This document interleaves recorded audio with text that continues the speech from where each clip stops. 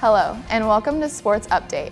We'll be looking at the latest sports news from around the region and beyond. We'll also look at college football across the nation and check out the latest happenings in all pro sports. I'm Madison Letterman, and this is the Sports Update on EU TV.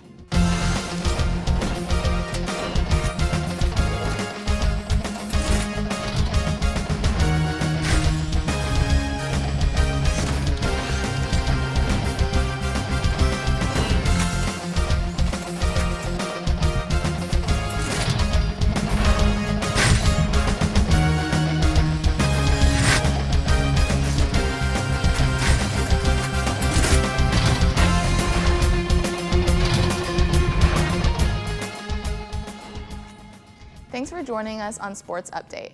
Dee Dee Little has the day off, so it's just me today. However, we have the latest updates on Evangel Sports, and later I'll be talking to Evangel's head athletic trainer about sports and COVID-19. But first, let's talk football. The 2020 season opener for the Evangel Crusader football team will look a little different from what was planned. Evangel was originally set up to open the season against Clark University on September 12th, but due to contact tracing and precautionary quarantine procedures being enacted because of COVID-19, the Crusaders' first game will take place on the road at Culver Stockton.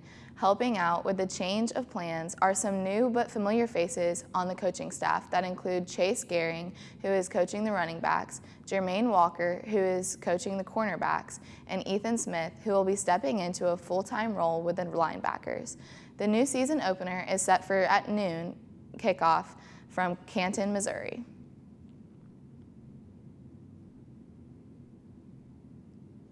The Crusaders men's soccer team opened up their 2020 campaign with a shutout win over Bacton College on Coryell Fields this past weekend. The Crusaders saw 4 different players score goals in the contest after a quiet first half, with just 1 goal from Viniscus Albino, Drew Flippin, Ricardo Aquino, and Ian Creech, all found the back of the net for the Crusaders in the second half.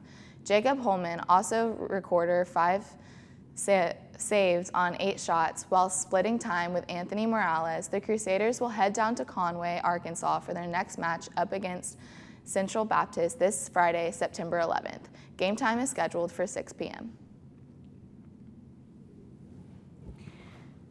The women's soccer team received 4th in the 2020 Heart of America Athletic Conference Coaches Preseason Poll as they welcome back 3 first-time All-Heart performers, Bailey Biffert, Bianca Biffert, and Allison Reinold. In the fall of 2019, Evangel made its first appearance in the Hearts postseason tournament, gaining a 2-1 victory over Missouri Valley. The team is set to play at Central Baptist on September 11th, then compete in their first home game against William Baptist on September 15th. On Friday, Evangel's volleyball team announced the new addition of assistant coach Carolyn Clifford, who has experience coaching at Columbia College, along with the club teams Missouri Juniors and 417 Juniors. The volleyball team intended to play their first in-season game on Saturday, although due to COVID-19 contact tracing and recommended quarantine procedures, the team decided to cancel the trip to CMU. The team is still scheduled to play in the Evangel Classic tournament this upcoming Friday and Saturday, where they will compete against William Penn, St. Louis Pharmacy, and Central Baptist. Coming up later, we'll be checking some of the college games that were played this past weekend. In just a few, I'll be here with Evangel's athletic trainer who will tell us what EU athletes are doing to stay healthy during COVID-19. Stay with us.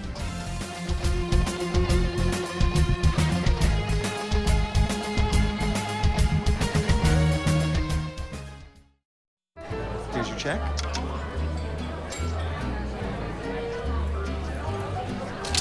Oh, you got it. You know, since I got rid of my car, I really enjoy walking. Okay. God, no. Getting pulled over for buzz driving could cost you around $10,000 in fines, legal fees, and increased insurance rates. Oh, you're home early. You live with your mom? That'll set your game back a few years. Buzzed, busted, and broke. Because buzz driving is drunk driving. Hart, what's going on? I'm leaving. Why? What did I do? Not enough. You constantly ignore me. You barely eat anything healthy. You're half as active as you used to be. The pressure is just too much. I quit. Okay, I get it. I'll do better. Just please, don't leave. Okay. But remember, if I go, you go. Listen to your heart. Don't let it quit on you. Uncontrolled high blood pressure could lead to stroke, heart attack, or death. Get yours to a healthy range before it's too late.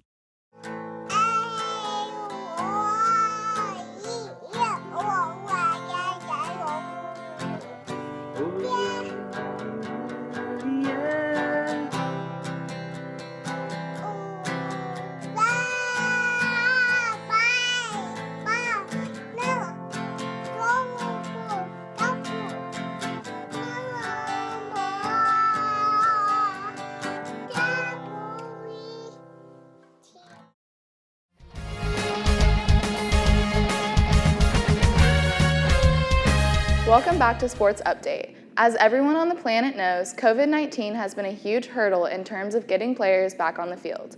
With us today is someone who can fill us in on what Evangel athletes and coaches are doing to stay healthy and play some games. His name is David Baza, Evangel's athletic trainer. Thank you for being with us today. Thanks for having me. So the first thing I want to ask is, how did you just get to Evangel and start your career here as an athletic trainer? Yeah, so I'm from Chicago, Illinois, so I was just kind of browsing for jobs one day. I was about to graduate from Trinity International University with my master's in athletic training. And so as I was browsing, I found Evangel's posting, and I kind of knew that I wanted to give it a shot. It was a small school, NAIA-based. It was a faith-based Christian college, and so I just thought it'd be a good place for me to land, and then I took the shot, and here I am. That's awesome. So what are the new protocols in terms now of sidelines and benches during the games? Like, how are the players staying away from each other to stop the spread? Yeah, I mean, as many of you guys know, social distancing is huge, and it's something we're incorporating as well into most of the athletic events. We're spacing out players on benches, on sidelines. Coaches now have a wider space in football, on the football field. Soccer benches have specific designated areas so that players stay the 6 feet away. We try to do as much as we can. Obviously, when you're playing sports, it's not perfect, but we try to space them out on the benches and on the sidelines as best we can. Mm-hmm. So are players getting tested regularly? Like, is it different from the students that are not athletes? Yeah, so our student athletes had a gateway test. I think most of the students on campus did. But after that, if a student becomes ill or feels sick or feels like something's just not right, we allow them to get a test to make sure that they aren't sick, and so that way we don't expose everyone on campus. So it really depends on the symptoms that arise and how players are feeling, and that determines when they get tested or if they get tested. Okay. So does the NAIA have any new rules for games, like limiting numbers of fans in the stadium? Yeah, and that's something we're trying to work through. Currently, we have a no fan policy through October or through September. So in October, we'll reassess and hopefully have fans back out there. The NAIA has different recommendations. They don't necessarily take a hard stance on everything. They allow institutions to make decisions based on what they see fit. But for the most part, we're going to go no fans through September and reassess in October and hopefully have everyone back out. Oh, okay. So what are your greatest concerns going forward with all of this happening? Really just the spread. I mean, you try to keep everyone as healthy as you can, but sometimes you realize that there's only so much you can do, and there's a lot that's out of our control. So we have to be extremely flexible from a staff standpoint, from the coach's standpoint, and even the players are going through a lot, so they have to be very flexible. And that takes a toll on everyone. We get stressed and anxious about what's happening, but really just trying to mitigate the spread, make sure everyone follows protocols and can report symptoms when they feel them so we can keep everyone else safe. Mm-hmm. Well, thank you so much for taking the time to be here with us today. Yeah, thanks for having me. Coming up, we'll look at the most impactful college and professional games from the weekend. Stay tuned.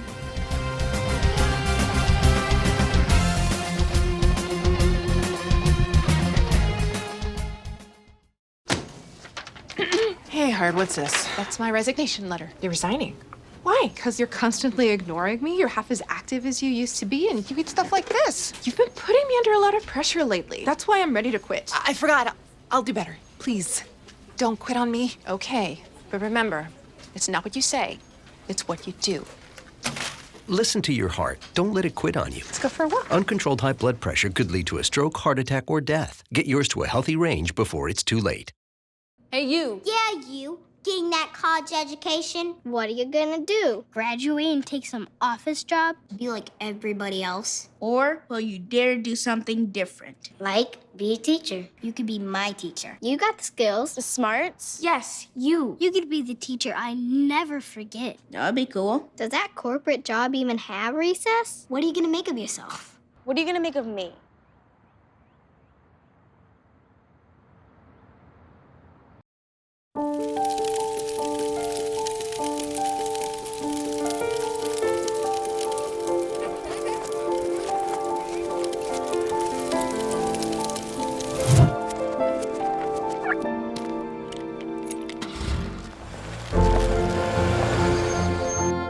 Did you know parking over tall, dry grass can spark a wildfire? Only you can prevent wildfires.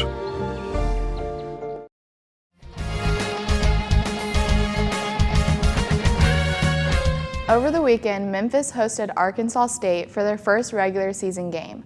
Memphis quarterback Brady White threw 4 touchdown passes, and receiver Sean Dykes had 10 catches for 137 yards receiving, along with 2 touchdowns. Logan Bonner had a touchdown pass and 2 interceptions for Arkansas State. Due to the coronavirus, the stadium was divided into 4 quadrants and masks were mandatory along with 12 feet of social distancing. Only 4,537 spectators were in attendance at the game. Memphis wins the game 37-24.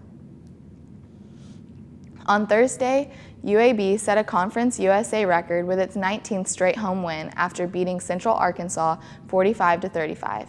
UAB's Spencer Brown rushed 127 yards and a touchdown, while Garrett Prince finished with 4 receptions and 2 touchdowns. Tyler Johnson finished 17 of 25 for 143 yards and 2 touchdowns, along with an interception. The Blazers finished defensively with 3 turnovers, 5 tackles for loss, and 2 sacks, all while holding Central Arkansas to 293 total yards. Both Southern Methodist and Texas State opened up their 2020 seasons against each other this past weekend as well. And this game saw an early Catch of the Year candidate as Texas State quarterback Brady McBride tossed a 3-yard touchdown pass to Jeremiah Hadel, who made an incredible one-handed catch to tie the game at 14 in the second quarter. This was a back-and-forth affair up until the final minutes of the fourth quarter, which saw SMU secure a 31-24 win as Texas State failed to recover an onside kick. SMU will look to move to 2-0 in their next game against North Texas, while Texas State will look to rebound in their next game against UTSA. It is officially week 1 of the NFL season, which means the defending Super Bowl champion, Kansas City Chiefs, will kick off the season against a team that they beat on the way to that Super Bowl in historic fashion last year, the Houston Texans. Both teams' quarterback, the Chiefs' Patrick Mahomes and the Texans' Deshaun Watson, signed massive contract extensions this offseason, but many people are interested to see how the Texans' offense will look with top receiver DeAndre Hopkins gone to Arizona.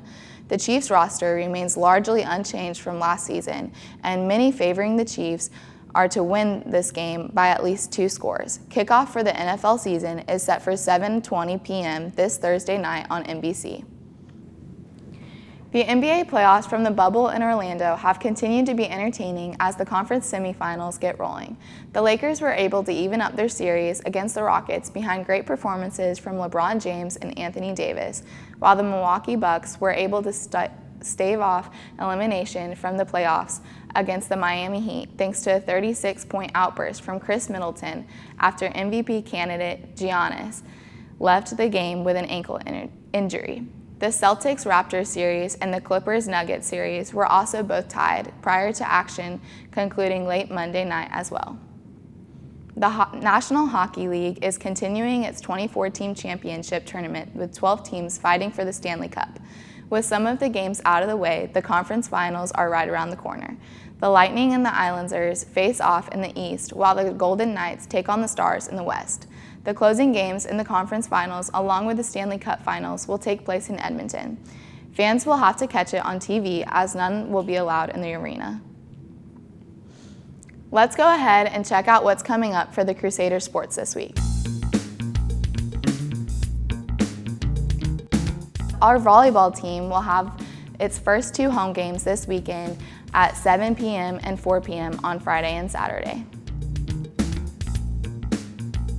Both our soccer men and women's team will play at Central Baptist this Friday, September 11th at 4 and 6 p.m.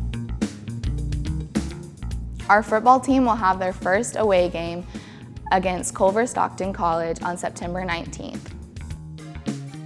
Well, that's all the time we have today for Sports Update.